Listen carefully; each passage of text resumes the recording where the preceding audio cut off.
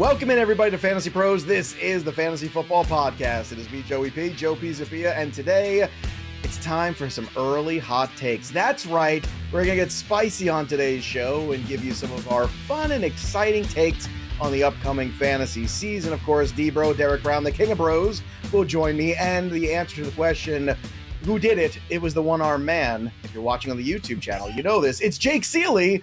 And again, if you haven't, subscribe to Fantasy Pros YouTube so you can see it. Jake and I, for many years, did a radio show together. And on Tuesdays, we used to do Hot Take Tuesday. So, Jake, this is kind of a fun little Wayback Machine for you and I. Isn't that nice? When you said that Hot Take, I was like, where do I know? Oh, yeah. The award-winning. The award-winning show, which you accepted the award for. I did accept it. Well, you know, somebody's got to do the dirty work at the end of the day. And yet I don't have the award. Again, it went to the network. What did y'all win, a Dundee? What was the award? We won an FSGA radio show of the year, my friend. Okay. That's right. And then I wasn't there, and he held it up underneath my picture of me. So yes, so it was like Jake was there. This is what friends are for, everybody. This is what friends are for. And hopefully everybody had a fun Memorial Day weekend, and now we're back to the grind, all of us. But we are certainly happy to be here in that grind. And of course, let's just kick things off. Let's just start the takes. Let's get going. Jake, since you're the guest, and I know, typing and other things are hard for you, I want to give you plenty of time for the rest of the day now to do the other things you have to do. So let's start with your number 5 hot take for the fantasy football season upcoming. Hot take. I don't know how spicy this is. The funny thing was, I was going through these because you said you want the good ones, and I was doing the show All in Football, and I said Sam Howell outperforms Kenny Pickett, and they're like, that's not even hot. I was like, so I had to come a little bit spicier, and I don't even know what this one is. This is why it's 5 and not 1. But the Arizona Cardinals are not only the worst team in the league, we don't want to start any of their players in fantasy. And I include Marquise Brown and James Conner. I think that if you're looking back, we know as fantasy pros on this show is what we go back to the late Mike Tagliere, who wrote the article about a top 10 running back on a bottom 10 offense doesn't happen. And I think it'd be even worse than that. Colt McCoy. I don't even know if Kyler Murray plays this year. Because what do you do? Come back to a 2-9 team? There's no point. So no James Conner because the touchdown equity won't be there for how limited his touches are now and not playing 17 games. Marquise Brown, fine as a wide receiver 3, maybe, but I don't want to try to predict the 5 good weeks he has on this terrible offense. And then there's nobody left. Zach Ertz, shell of his former self. I think he's going to start losing more to Trey McBride. I mean, Rondell Moore, we want to have happen. I love Michael Wilson down the road. I think he's a very underrated wide receiver, but I think that's more year 2, 3, 4, whatever it might be. But I'm looking at, I'm not drafting a single Cardinals player. I don't know that we want to start any of them this season. So you're not excited about the Clayton Tune era beginning? I don't know. D-Bro. Name that tune. I know a lot of people will say, yeah, but you're getting a discount on guys like Marquise Brown and James Conner. So to Jake's point, I understand where he's at, but the discount will be tempting. Do you feel like it's a temptation you should stay away from, and you're better off taking shares of other backfields or other wide receiving cores that, maybe less thrilling situations necessarily, but because the offense potentially could be anything better than the Arizona Cardinals, you should just stay away from these guys in general? Oh, absolutely. I mean, Marquise Brown is going to get steamed up the board now. With DeAndre Hopkins gone, he's going to get steamed up. You're probably going to see him in a lot of different spots as a high-end wide receiver 3. Some could rank him as a low-end wide receiver 2. I get it. I'm kind of a little bit below that. But James Conner is basically your classic dead zone back. There's nobody else. It's a craptastic offense, and we're just betting on volume. How often does that work out well, people? Not very often. So I'm with Jake on this one. All right, let's get to your number 5 take, D-Bro. What do you have? I am going to go, and again, I don't know how bold this is, but apparently I'm looking at ECR, and this wide receiver is sitting at wide receiver 47. So here we go. Quentin Johnston is going to be a wide receiver 2 this season in fantasy football. I have him as my wide receiver 31 right now in my ranks. Let's just start with the easy, low-hanging fruit here. Mike Williams. Since he's in the league, this is his laundry list of ailments, guys. Herniated disc, knee strain, back spasms, hamstring strain, hip flexor, ankle sprains twice. I'm getting worried we're going to run out of time if we keep doing these. Transverse process fracture. And again, I could keep going and going, but you got enough to chew on there. The idea of this is if it's not Mike Williams possibly missing a little bit of time, maybe it's Keenan Allen, maybe it's both. There's an easy path in what is probably going to be a top 5 to 10 pace and scoring offense for Quentin Johnston to explode this year. And looking at his usage, I think we could get more Quentin Johnston in the slot that anybody is prepared or ready for, because you look at how he fits into this offense. Keenan Allen is not dust. If he is able to play the outside, and I'm saying able in the sense like, is he healthy? Then he performed well there last year. He was 22nd in PFF grade as far as versus man coverage, top 25 in terms of yards per route run against that coverage. So he could still win on the outside. Quentin Johnston could eviscerate nickel corners. This man led all FBS wide receivers last year with at least 25 targets in slot yards per route run and yak per reception. I'm in it, man. Buying into good offenses and just taking the cheapest part of it and watching Quentin Johnston explode. Yeah, I'm with you. I'm a very big supporter of Quentin Johnston. I already have dynasty shares, but in terms of redraft, I'm with you. I feel like there's going to be opportunity. Jake, do you see that same pathway for Quentin Johnston this year to be a guy that, like Derek saying, not only just pick up the workload that's abandoned by the injured, oftentimes Mike Williams, but also just, this Charger team wants to throw the football anyway. And at this stage, it seems like Quentin Johnston is certainly, in terms of health, in terms of talent, is right up there in order to be a contributor. My concern is, I don't disagree. One is, we're obviously banking on injury. Like, if somehow Mike Williams plays 16 games and Keenan Allen stays healthy, this is going to be tough. We acknowledge that, because like Tyler Boyd was 40 something, so that third wide receiver role. But let's say Mike Williams gets hurt. My only concern is that, what does the Chargers think about Quentin Johnston in his first year role? Because as Debro just said, slot, great, can use there. That's replacing Keenan Allen. Josh Palmer, they might be more comfortable, similar to last year, using him to replace Mike Williams, which we saw Josh Palmer's numbers not very good when Keenan Allen went down. That's when DeAndre Carter did things. So I'm just worried only about the Chargers, how confident they are in Johnston / Keenan Allen / what their roles are going to be, depending on if Mike Williams gets hurt. All right, let's get to my first 5 hot takes. Number 5 on my list, Elijah Moore, now of the Cleveland Browns, who was of the New York Jets. He is ranked 51st wide receiver in half PPR right now. That is ridiculous. He is going to finish as a top 24 wide receiver, and here's why. Because I do believe that Deshaun Watson and the Browns will improve. I know it was a very upsetting December last year. Everybody thought it might be better for Deshaun Watson. It wasn't. But I'm looking at the rest of this group, and Amari Cooper certainly is going to be the focal point. I understand people are excited about David Njoku, but who is the other real wide receiver, especially considering that they really don't have a great pass-catching back in this offense right now that you're going to point to and say, oh, yeah, there's where we're going to be the quick outs. There's what we're going to do. And there's one thing Deshaun Watson has to do better this year is get rid of the football quicker. That was one of the worst in the league that you've seen in quite some time in terms of his processing. That will return, I believe. And when it does, I think Elijah Moore is going to be the big beneficiary of that. Don't sell me David Bell. Don't sell me Donovan Peoples-Jones, whose contract is going to expire soon. I want Elijah Moore, and I think this is one of the lower, as Derek Brown likes to say, lower hanging fruits out there, where you could pluck this guy off there and put him on your roster, and I think the returns will be very good. Jake Ciely, is this a hot take? No.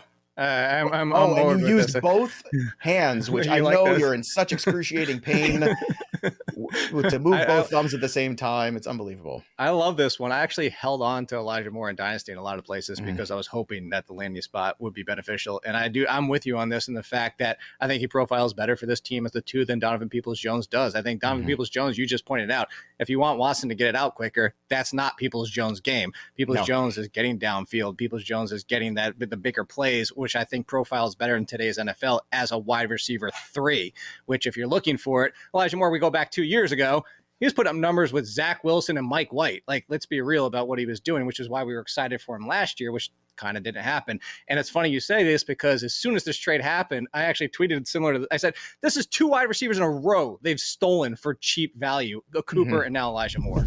Yeah, hey, good for them. All right, Ciely, let's get to your number 4 hot take. What do you have?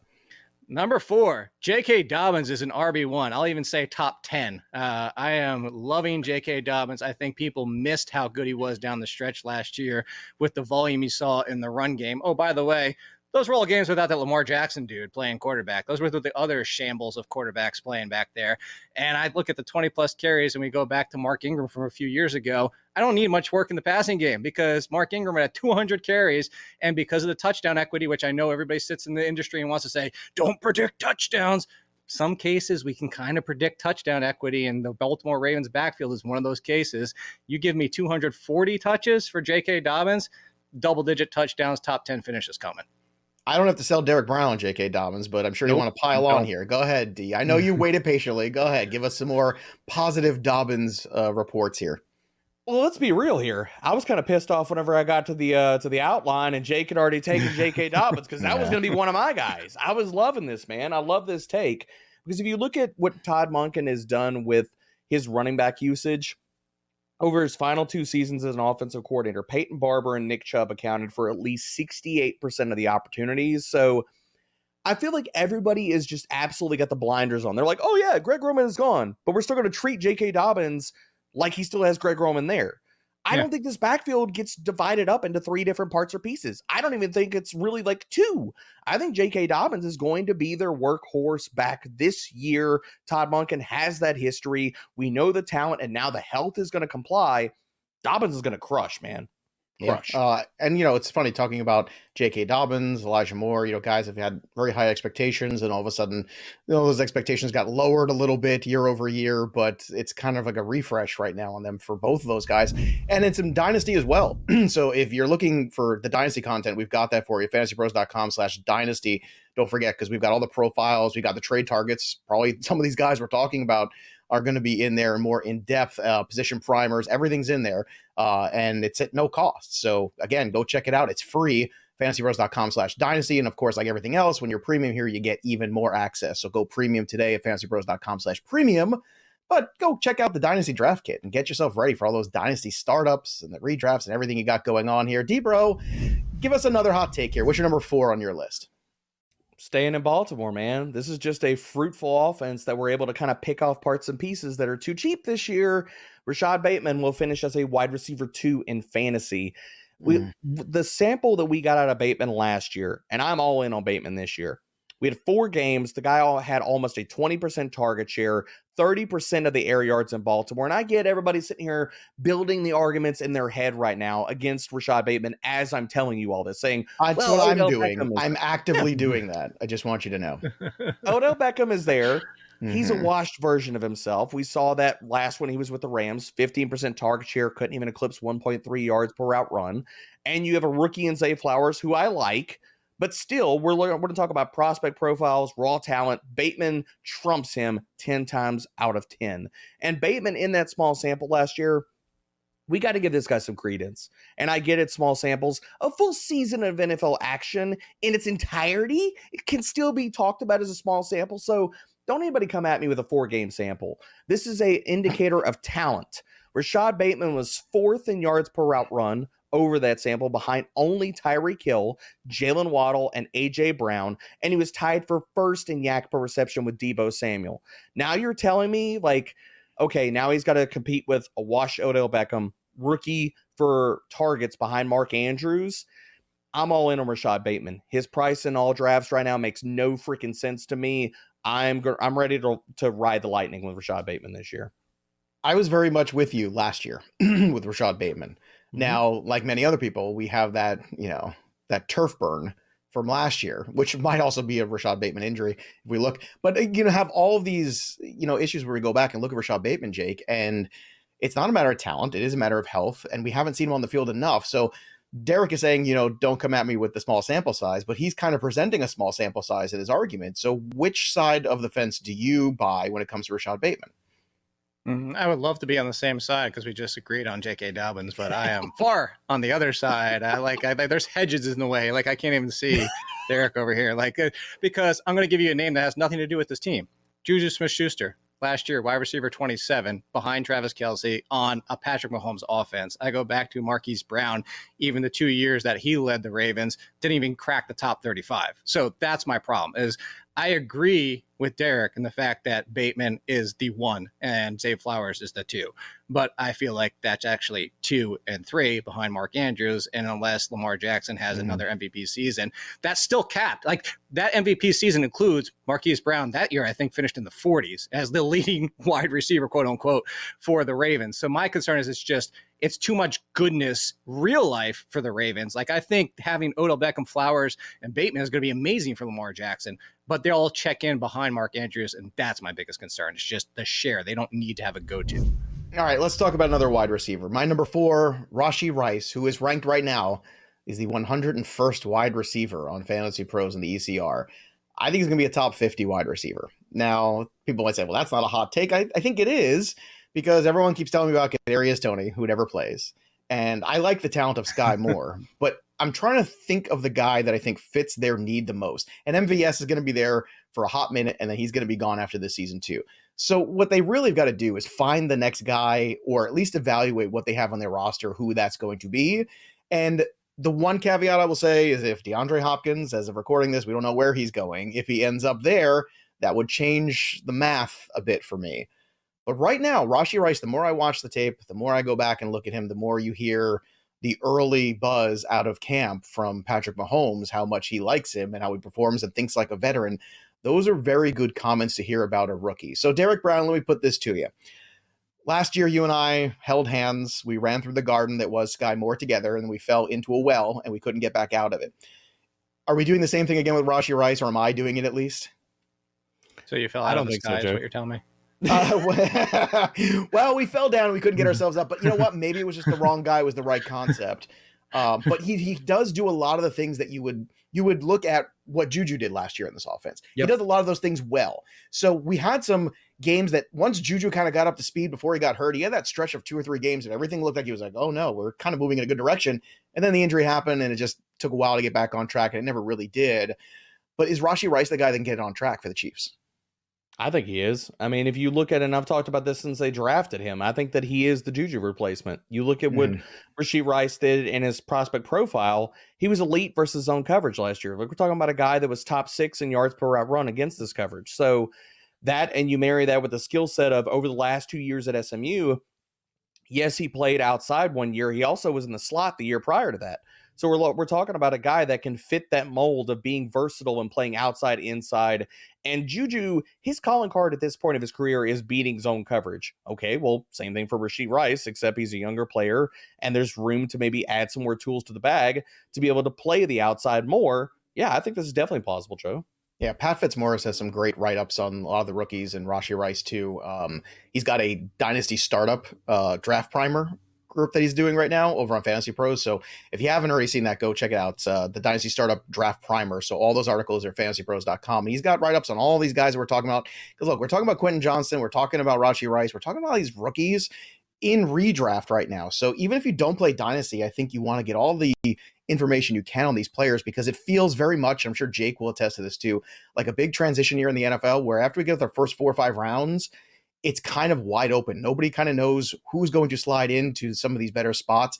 It is really tough out there. And the answer is probably going to be a lot of rookies at the end of the day. Jake, let's get to your third hot take. What do you have for the audience?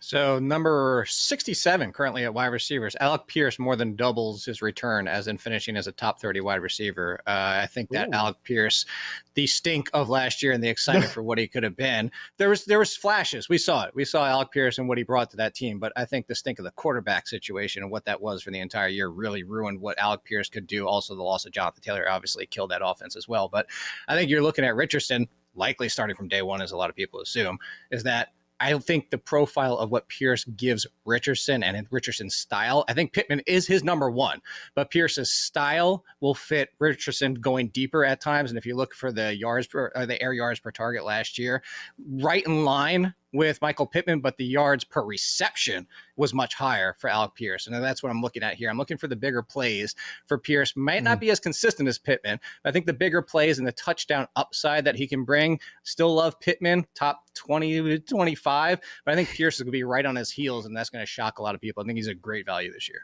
Debro, if Richardson is the week 1 starter, though, we imagine this offense is going to be very run heavy and a lot of, read option kind of stuff. That's what my anticipation is. Does that hurt not just Pittman, but Pierce too, in terms of even the volume that could be potentially out there for him this year? Yeah, I mean, that's my biggest concern as far as just looking at receivers in that passing offense, is how much are they going to throw the ball? But I think Jake lays out a path to success for this as far as when he does get targeted, it's going to be deep. So you're looking at the splash plays and the long plays for the touchdowns carrying him across that finish line. I guess like my biggest concern with that is the raw target volume. Like if he gets 80 targets, it's rough. But if you push him like into a 90, 95 target range, I think it's possible. It really comes down to, and this is another part to Jake's. Do you see, Jake, like, do you see Pittman and Pierce garnering what, 50 to 60% of the target share 50. there in Indy? Low 50s. I think the tight ends are going to not be as involved as people hope they will. Like, you're looking at what we expect Jelani Woods to be the lead. It's just, it's kind of conglomeration. Like, it used to be like, oh my gosh, they have 17 tight ends we like. And now it's like, they have 17 tight ends, but we don't really like any of them. So, like, I think we're going to get down to the top two targets are going to be Pittman and Pierce. You are definitely warranted, similar to a Justin Fields in the volume. Might be tough, but I think the touchdown and the big play upside can offset it. All right, so there you go. Let's get to your number 3 hot take, D-Bro. What do you got? Started this on the running back episode when I was fighting with Erickson for about an hour and a half, and I'm going to continue it. One, because there's no Erickson here to fight me back, although Jake and Joe, you might fight me on the way here. Travis Etienne is going to massively disappoint people, and he is going to finish as an RB3 in fantasy. Yeah, I didn't stutter. I said it. Travis Etienne will finish as an RB3. An RB3? RB3. And this all comes down to last year, Travis Etienne had the stranglehold on volume, the early down work. I think Tank Bigsby is coming for that. I think that Tank Bigsby is going to factor into the early down work, and he is going to factor into the red zone work here. I get that he wasn't a second-round pick, Joe. I know you're coming with that, but he was a third-round pick. So we're not talking about 4th, 5th, 6th. I'm not wish casting a 7th round pick. But if you look at Travis Etienne's production last year, and I laid this out on last episode, but I'm going to rehash it again because, again, people, if you're tuning into this, you're looking for the hot takes, I'll back this up, man. Travis Etienne did not have a pass game role last year. He was 31st in target share, couldn't even surpass 8% of the targets in Jacksonville. Now Calvin really is stepping in, and unless, like we're talked about with Erickson, we're wish casting injuries upon this offense, I don't see that his target share is going to go up. He was 36 in yards per route run, 42nd in PFF's receiving grade, and he was one of the worst running backs in the red zone last year, 57th in red zone touchdown conversion rate. So if Travis Etienne loses some of the early down work, which last year he basically was just an early down grinder because he had nothing in the passing game, and he loses the red zone work, we are talking about a back that is going to operate in between the 20s, not get targets. And this offense is built to run through the passing game, people. After Trevor Lawrence took off after week 9, they were top 12 in both red zone passing rate and neutral script passing rate. This offense is not going to be driven and predicated by the run game. So if that backfield gets split in half, Etienne does not get targets and gets his touchdown share cut, he is going to massively disappoint people in fantasy, and they are going to be crying into their pillows all the way into next season. Jake Ciely, I will say, Derek Brown did bring the receipts here to back this up. Yes. So are you buying this here? I mean, this is a huge drop-off considering if he stays healthy enough to play, because that's not part of this caveat. It's not about health. It's about performance and about the offense. Now, look, the one thing Erickson did bring up was they were the healthiest team last year in the NFL, and that is not something you can expect every year. So, Jake, Travis Etienne, giant disappointment, RB3? I don't know. Playing a lot of Zelda, cooking with the pots over there. Not RB3 overall, and RB3, just in case people are not hearing it properly. Okay, go ahead. If he would have said mid-low RB2, I couldn't even gotten bored. The only, he might not be wrong, but the only thing I think in my head, and I even checked myself to make sure I wasn't crazy, Devin Singletary finished as RB2 last year. That's why, I'm thinking of, I was going through his arguments and saying, touches, 200 total, maybe 30 reception, 170 carries. And I was going through and that feels like Devin Singletary. Did he even get top 24 last year? And he did. So the touchdown equity would be the one thing that really kills him. He only had 5 all rushing, 0 in the passing game. Does he still get 5, 6, 7, or 8? If he doesn't and he falls to 3, he's going to nail this and he's going to look like a genius. But if Devin Singletary is the floor, I'm kind of he's still going to sneak inside the top 24. All right. Number 3 for me, I'm going to go to the Houston Texans for this next one. Everyone keeps telling me about Nico Collins and this guy and that guy. I watched the guy at Alabama move the chains for a team that was really good. And the guy, then they needed a first down, the guy in the go-to spots, the guy who made the big plays wasn't necessarily John Metchie, but the guy that when you needed to catch the football and make things happen on a regular basis and be the guy was John Metchie. And I understand, obviously, the cancer diagnosis last year was a horrible thing. He's worked his way back. All the reports are still very good. Now, we don't know what kind of lingering effects that's going to have, and that is all fair. But I'm just going to go on a limb here, and I'm going to go with the guy that I think is the best talent, especially for a young quarterback, the guy who I think is going to be the better route runner, the guy who's going to play in the slot, and the slot targets are really what you want right now out of this offense, because it's still an offense that's going to be limited in some ways, even with C.J. Stroud. And it's John Metchie. So I think he's going to lead the Texans in receiving yards in 2023. That is my hot take. Jake Ciely, what do you think about this one? You going to go in to John Metchie? No. You like it? Okay. I like John Metchie as a rookie before the whole diagnosis, as you said. I thought basically after the draft when they brought him in, I said his is a perfect complement to Brandin Cooks and what they needed. They need somebody reliable who knows how to get open every single play. And I thought this was perfect. And you brought it up. Like if you're looking at Nico Collins, he's discount Will Fuller. Let's be honest. Like that's just like the role that he brings to this game. So like I think that Metchie leading this team in receptions is more than easy to do, especially with no Brandin Cooks now. The only thing holding him back is what's the stamina level, what's the I'm thinking like Roman Reigns and wrestling, and I just bring up wrestling, but like similar to that, like is he going to have like this time off seems to be long enough that we hope that he's 100%, but like what is his stamina? Is going to be out there 90% of the snaps, everything like that. If he is with CJ Stroud, let's not forget how good CJ Stroud is as the like if you talk about the three main rookie quarterbacks, you don't have to sell these two guys right here about CJ Stroud. He's the best pocket passer of the three. Like he's the one that should step in and like he'll probably be the lowest fantasy for our purposes this year, but for accuracy and needing a Metchie type, I think that's a perfect fit between the two. All right, there you go. I always waited my whole life for Jake Ciely to give me validation. I finally got it on this show. Finally. We'll see how the rest of the show goes. All right, number 2, Jake Ciely. Let's get. I know you're going to take that. I'm wearing a Mets shirt. You got to question my judgment. Come on. Oh, well, the judgment, yes, but your validation, that's a different thing. All right, let's get to your number 2 hot take. What do you have, Ciely? I'm going to hot take it up from what I originally put in the sheet. I'm going to even go 5 spots higher. Brandin Cooks returns to top 20 wide receiver. I actually looked, and last year was the first time in forever he hasn't finished as a top 25. But let's say go back to top 20. Did you just drop a Frozen reference on the show, bro? Is that what just happened? Did you just do that? Semi. But look, Mike McCarthy wants to run the ball. About you, I take back immediately now. That's it. He wants to run a billion times. Look, he's going to be happy if, Tony Pollard gets 30 carries for 60 yards and they win a game because that's Mike McCarthy. But at the same time, they need to be realistic. They need to get back to the Dak Prescott offense where there's some balance to the passing game. And for whatever has been said about Michael Gallup is fine, but he's not a number 2. He's a 3. He's similar to what we were just talking about the other wide receivers we've been having in this conversation so far. Brandin Cooks is not done. Brandin Cooks isn't 30. Like let's go on and see the fact of what Brandin Cooks has been able to do and piece together. Like I feel like this is the crutch argument. It's easy to say, but he feels like the new Allen Robinson. Like look at all the trash he's dealt with.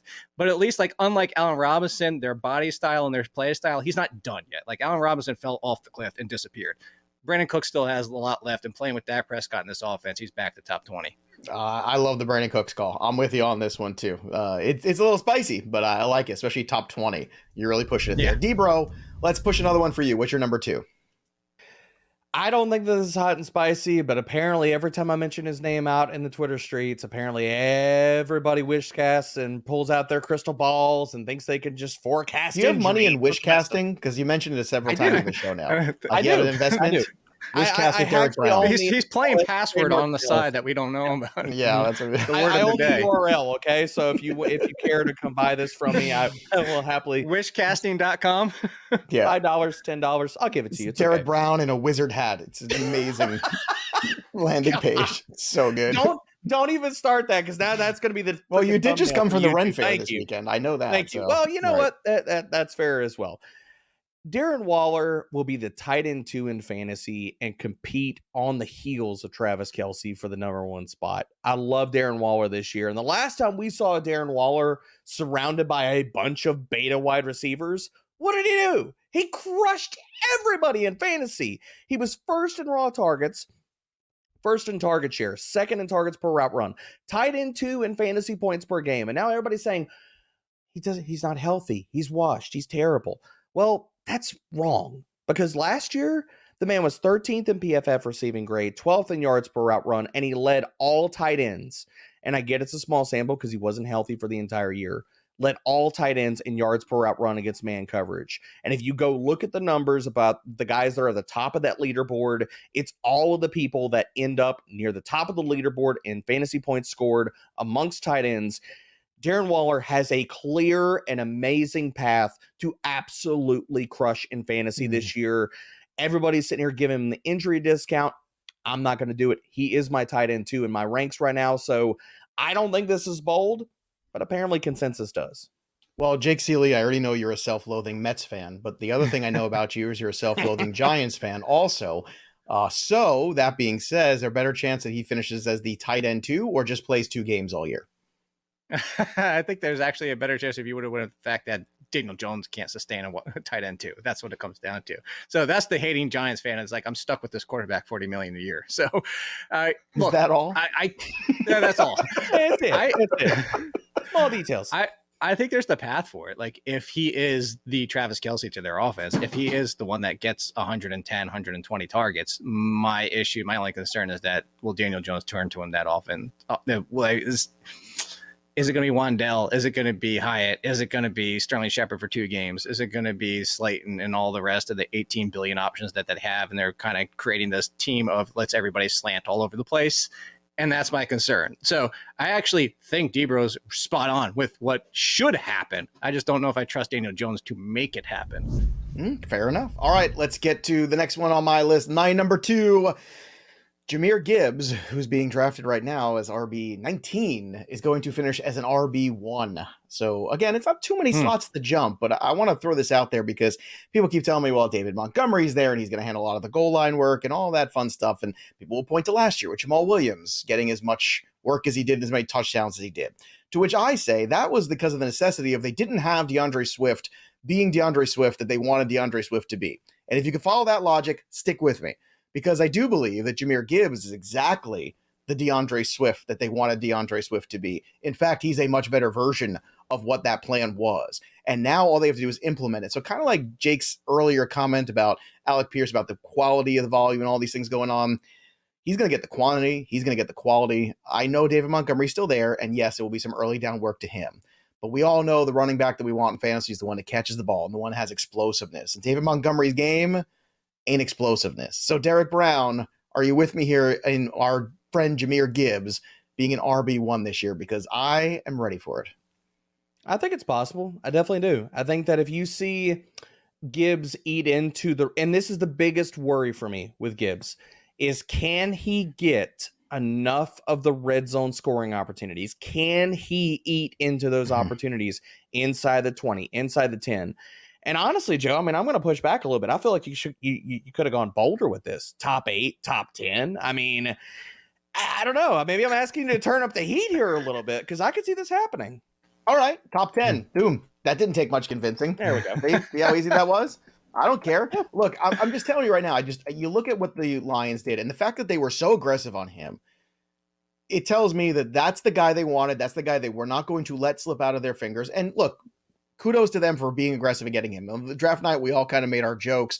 But at the end of the day, you look back at their draft, they got the players they needed. The order doesn't matter. Nobody cares after a certain point in time. All that matters is, did you get the guys you needed to go compete? And you start to look around that division now. Vikings defense is very good. Bears defense is a work in progress. I don't think anybody's afraid of the Packers. Just saying, to me, this is wide open for Jahmyr Gibbs. So let's say top 10. I think top 10 actually makes it a little bit dicier because I comped him to Alvin Kamara, and the seasons where he didn't have a billion rushing touchdowns, he was just on the borderline of being RB1 those 2 other seasons. And I think that's kind of what the expectancy should be. I think that's exactly I worry about Dan Campbell mucking it up with like eating dog children or whatever he does. Whatever he does. But you know what? I think, Jake, everybody's looking too hard at the Jamal Williams 2022 instead of saying to the point of saying, but they were trying to say, oh, that's going to be the copy and paste year over year. Like, no, it's not. Last year was a byproduct of not having Swift be the guy that they wanted him to be in the style of offense they needed this to be, especially with 6 weeks of not having Jameson Williams around too. All right, Derek Brown, let's get to your number 1 and then we'll get to Jake's and we'll get to mine because Jake's and mine are intertwined just like our lives have been for the last 10 years. So go ahead. Well, I'll let y'all fight it out like a married couple here in a second. But before we get to that, exactly. I'm diving into this ambiguous backfield. I know that people are worried about Damian Harris and they're worried about Latavius Murray. I'm just going to go with the talent, and I think the most talented back that could play on early downs and through the passing game. James Cook is going to have a breakout season. He's going to be a top 24 running back in fantasy. And if you look at what he did last year on limited touches, he was 28th in yards after contact per attempt. The man was first in breakaway percentage. So we're talking about big plays. I'm not telling you that James Cook is going to be a 15 to 20 carry guy a game. Can he be a 15 touch player a game? 15 touches. That's all we're asking for. Through the passing game and early downs, I think that is definitely possible. And you look at, he was 19th in PFF elusive rating. He lapped Damian Harris in that metric. He was almost double him. 15th in yards per route run. We've seen, Jake brought up Devin Singletary, the jag of all jags, producing in this backfield over the last few years. RB30, RB24 in fantasy points per game. Now we're airdropping. We got James Cook, and he can take over a backfield, or at least enough, to the sense of Devin Singletary did that, both with less talent and hovering around a 58% opportunity share. You're telling me that James Cook, who is a more explosive player because Devin Singletary does not know what a home run is on the NFL field, James Cook can break off those home run plays with a 50% opportunity share, and the touchdowns, even, I'm not telling you top of the line touchdowns. Mm-hmm. He sneaks in, he breaks off a few long touchdowns, that married with the passing game. Yes, he can absolutely do this. All right, Jake, you are the carrot top of the fantasy industry. I know you've got lots of props, so you have to hold that up a little higher on the YouTube channel, closer to your face. Now that is a rainbow poop unicorn emoji. Poop. It's a unicorn poop. Yep, so sound effects too. Even sound effects. High end. So I guess unicorn you're not poop. Buying the James Cook that Debro No, is because selling it's here? unicorn poop. So I have two poops, and you just pulled out a unicorn poop. It's not full poop because you kind of made it rainbows and shiny. If you want to go bold, James Cook should be an RB1 or top 15 in the medium, because you just brought up Devin Singletary. My pushback initially, I didn't see you said top 24. I was going to be like, look, you just argued against Travis Etienne. I'll do the same thing for James Cook. I actually do think Damian Harris is going to take away too many first downs, but particularly the goal line, which was his heyday at the Patriots. So I'm worried about the touchdown equity for James Cook, who I think is very much like Travis Etienne. Should be used more in the passing game like James Cook will be. That all said, top 24 doesn't feel that bold for me. So I can get on board. That's why it's unicorn poop. I can get on board. You made it sound really rosy, but you didn't make it that great. You made it too low. I'll push it up, Jake. Is that what you're telling me? I need to sit here and increase the heat like Joe. Like I was, all right, top 15. All right, there you go. We turned it up. Of all the things I thought we would talk about today, unicorn poop was not on my list. I got to tell you, I did not think that's where we were going to get to. But I do love where we are. The fart sounder and the fact that we have these high end sound effects here. I was told make sure you bring in a high quality guest for this show to really raise the bar. Oh, you missed the mark on that one. He brings seriously. And this is what I got. I got fart sounds and unicorn poop props here on the show. Jake Ciely, why don't you give us your number one hot take here for the 2023 fantasy season? What do you got, buddy? So it's everybody's favorite darling this year. He's not only going to not be top 5 at running back, Bijan Robinson won't be a top 10 running back. I'm going to reference early in this show when I brought up the bottom 10 offense, and I'm going to the fact that I love Bijan Robinson. No, you don't. My problem. No, you don't. If you did, you wouldn't even be saying these words. I sat here why do you hate Bijan? If he's Nick Chubb, people are going to be ecstatic because look at the line that Nick Chubb put up. The concern and why I bring up Nick Chubb is because I don't know if the usage in the passing game is going to be there, not because of Bijan, but because of the offense, the offensive style. Desmond Ridder, who I actually do like, I don't think is going to throw a ton to the running back. Yeah. They haven't got rid of Cordell Patterson. I think Tyler Algier is done for being involved, but he's going to be involved enough to just take away a few carries per week. And I go back to the touchdown equity, and I bring up a good friend of ours, at least mine, who I think is undervalued this year. Najee Harris last year on almost 350 touches did not finish as a top 12 running back. I don't know that Bijan Robinson gets the top 12 because of the team that he's on. It's a better run offensive line, though. The Steelers' run offensive line was trash make your last argument year. Because I know what your argument is. Ready. But I want to because Najee Harris, 1,000 yards and 270 carries. I think that could be very much what Bijan Robinson does on this offense, even with the better offensive line, just because of what the offense is going to be. That's my biggest concern. Is it's the Falcons. It's not Bijan Robinson. Round one, fight. All right. So my number one obviously, and has to deal with Bijan Robinson. And Jake, I used to think that your take on Die Hard not being a Christmas movie was the dumbest thing that ever came out of your mouth.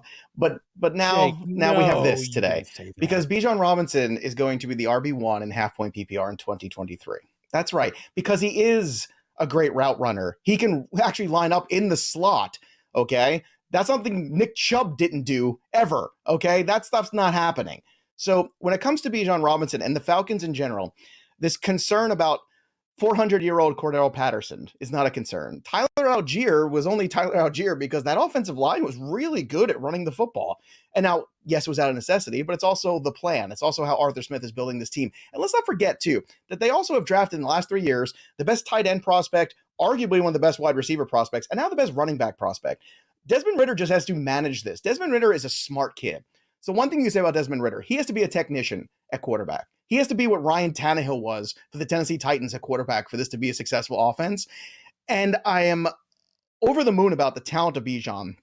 And it's not because he's a rookie. It's not because of all these other things. But if you look at the need for this offense because of the young quarterback, if you look at the way this team is built, the coaching staff, the philosophy, the versatility, all these things that Bijan Robinson brings to the table, he is going to be the Atlanta Falcons offense. And that is something that I want. The quality, the quantity. I want it all. I want all the Bijan. He's going to be number one.